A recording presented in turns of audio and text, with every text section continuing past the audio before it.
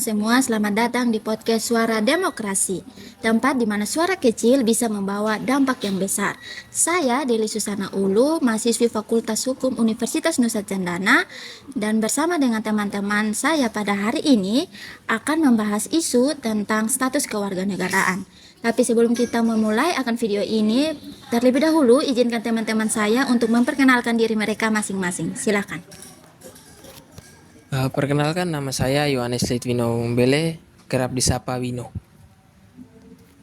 Perkenalkan, nama saya Titi Trofimus Mau, biasa disapa Ovim. Dan saya Ahmad Riyadi, biasa disapa Yadi. Dan saya Ismail Kapitan Ratololi, biasa disapa Islek. Dan saya Rusti Jayada Valpetrinti Kadamanek, biasa disapa Rian. Nah, pada kesempatan kali ini kita akan membahas tentang seorang pemuda yang bernama Gideon, berasal dari Kabupaten Kupang, yang mengalami kesulitan dalam mendapatkan KTP meskipun dia sudah mengikuti seluruh prosedurnya dengan baik. Nah, sebelum kita masuk lebih dalam lagi terkait dengan masalah ini, terlebih dahulu mari kita saksikan video wawancara agar kita bisa lebih memahami lagi situasi dari Gideon yang dia alami. Kak, Selamat pagi. sebenarnya terima kasih sudah bersedia untuk menjadi narasumber pada wawancara ini. Sebenarnya perkenalkan, nama saya Deli Susana Ulu, saya dari Fakultas Hukum Universitas Nusa Cendana. Dan hari ini saya ingin menanyakan beberapa hal berkaitan dengan kartu tanda penduduk kakak. Bisa kita mulai wawancara ini? Bisa. Kalau begitu, tolong perkenalkan nama dan usia kakak. Nama Beta Gideon, umur 18 tahun. Umur 18 tahun. Kalau boleh tahu, di mana tempat lahirnya kakak? Kabupaten Kupang. Di Kabupaten Kupang. Jadi kakak termasuk warga negara Indonesia? Ya. Sebagai warga negara Indonesia yang sudah cukup umur ya, sudah umur 18 tahun, apakah kakak sudah memiliki KTP? Belum. Belum memiliki. Kalau begitu, apakah sudah pernah mengurus untuk pembuatan KTP ini? Itu waktu sudah pernah urus. Oke. Waktu itu ada petugas datang ke rumah. Oke. Kalau boleh tahu, waktunya kapan? Awal bulan Maret tahun 2024. Oke. Apa yang dilakukan petugas yang membantu mengurus KTP di rumah kakak? Datang ambil data diri dan dengan foto. Oke. Petugas yang membantu mengurus KTP kakak ini apakah secara gratis atau dipungut biaya? Gratis. Gratis. Kalau begitu setelah ambil data diri dan foto kakak ini, apakah ada tindakan lanjut dari petugas tersebut? Betul, belum ada tindakan dari petugas. Oke. Kalau begitu setelah menunggu dan tidak ada tindakan ini, apa yang kakak lakukan? Apakah hanya diam saja atau menanyakan kembali kejelasan pengurusan KTP kakak? Ditanya aku mau bikin KTP baru, tapi yang bilang sudah bisa karena data diri sudah terkirim. Oke. Kalau begitu saat mengalami kendala ini, apakah ada petugas atau saluran pengaduan yang membantu untuk menyelesaikan masalah kakak? Soalnya Tidak ada. Kalau begitu, bagaimana nih penilaian kakak terhadap pelayanan publik dalam proses pembuatan KTP? kurang bagus. Kurang bagus. Sudah jadi rahasia umum kalau dalam pembuatan KTP itu ada yang menggunakan calo, ada yang mengurus sendiri di Dukcapil. Nah, kakak lebih memilih menggunakan jalur yang mana? Apakah menggunakan calo atau mengurus sendiri di Dukcapil? Mengurus sendiri di Dukcapil, walaupun lama tapi tidak mengeluarkan biaya. Oke. Nah, pertanyaan yang terakhir nih, apa harapan kakak ke depannya bagi pelayanan publik dalam proses pembuatan KTP? Kalau menurut beta ke depan mungkin bisa ditingkatkan untuk proses pembuatan KTP agar bisa lebih cepat. Baik kak, ini saja beberapa pertanyaan yang saya tanyakan. Terima kasih sudah mau menjawab. Ya, terima kasih. Nah, itu dia cuplikan wawancara singkat bersama dengan Gideon, dan supaya pendengar dan para penonton lebih memahami lagi akan situasi daripada Gideon, saya ingin meminta Saudara Wino untuk menceritakan secara garis besar isi wawancara tadi. Silakan Saudara Wino.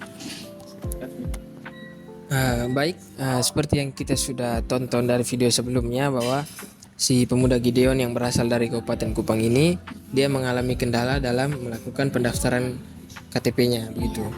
Nah, seorang oknum petugas ini sudah datang ke rumahnya untuk mengambil data diri dan juga mengambil fotonya juga. Tapi setelah mengambil data diri dan foto-fotonya itu, si Gideon ini tidak kunjung mendapat kabar bahwa KTP-nya itu sudah jadi begitu. Nah, karena masalah tersebut dan Gideon juga ya pasti butuh tuh namanya KTP, dia sebagai warga negara. Nah, jadi dia pergi ke oknum petugas ini lalu dia bertanya, nah, bagaimana kelanjutannya dengan data-data yang sudah dia kasih, foto-foto yang sudah diberikan. Tapi si oknum ini hanya menjawab data-data dirinya itu memang sudah dikirim ke pusat, namun belum diterbitkan sampai sekarang dan tidak ada penjelasan yang lebih lanjut dari si oknum ini. Ya, maka dari itu dampaknya adalah pada saat pemilu tahun 2024 kemarin si Gideon ini tidak mendapatkan hak pilihnya. Karena seperti yang kita tahu bahwa kalau ingin ikut pemilu pastinya ya membutuhkan KTP untuk melakukan pendaftaran. Seperti itu. Dan dia kehilangan hak pilihnya. Begitu. Mungkin dari Rian mau tambah. Ya, dan itu baru satu dampak saja. Karena tanpa KTP, Gideon juga kesulitan dalam mengakses pelayanan publik, seperti mencari kerja, membuka rekening, dan hal administrasi lainnya. Nah, kalau begitu secara hukum ya, dilihat dari sisi hukum, apakah ini sudah masuk dalam pelanggaran? Dari teman-teman? Dari saya. Iya, tentu saja. Karena pada pasal 63 Undang-Undang Nomor 24 Tahun 2013 itu mengatakan bahwa setiap warga negara yang sudah mempunyai umur 17 ke atas itu harus memiliki KTP.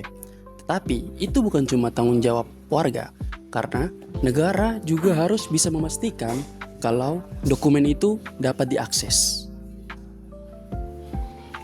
Benar sekali, ada juga Undang-Undang Dasar 1945 Pasal 26 dan Undang-Undang Nomor 12 Tahun 2006 yang menyatakan setiap warga negara berhak mendapat pengakuan legal dan identitasnya. Dalam hal ini, negara gagal sediakan itu untuk Gideon. Dan jangan lupa juga pasal 25 tahun 2029 pasal Undang-Undang Nomor 25 tahun 2009 tentang pelayanan publik. Dan salah satu prinsipnya di sini adalah transparansi dan akuntabilitas. Tapi dalam kasus ini informasi soal KTP-nya si Gideon ini tidak jelas dan mekanisme yang dibuat oleh si oknum petugas ini tidak benar-benar jalan sama sekali, tidak berjalan dengan baik begitu.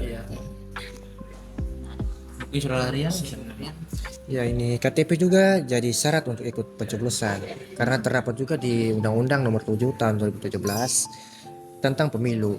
KTP itu sangat wajib untuk ikut pencoblos. Karena kalau tidak ada KTP, kita tidak bisa ikut pencoblosan. Jadi kalau negara nggak kasih kita KTP, sama saja negara mencabut hak pilih kita. Nah, kalau dari penjelasan teman-teman bisa diambil kesimpulan nih bahwa ini termasuk dalam suatu pelanggaran, ya kan? Kalau termasuk dalam pelanggaran ini, bisakah teman-teman memberikan solusi supaya si Gideon ini bisa terbantu? Mungkin ada teman-teman yang bisa memberikan solusi. Oke, solusinya yang pertama, Gideon harus dibantu. Petugas Dukcapil harus mengecek ulang datanya. Siapa tahu terjadi kesalahan dalam sistem maupun belangkonya habis. Maka dari itu harus segera diselesaikan. Dan juga jangan menyuruh Gideon untuk mengurusnya sendiri. Dan yang alasannya kedua,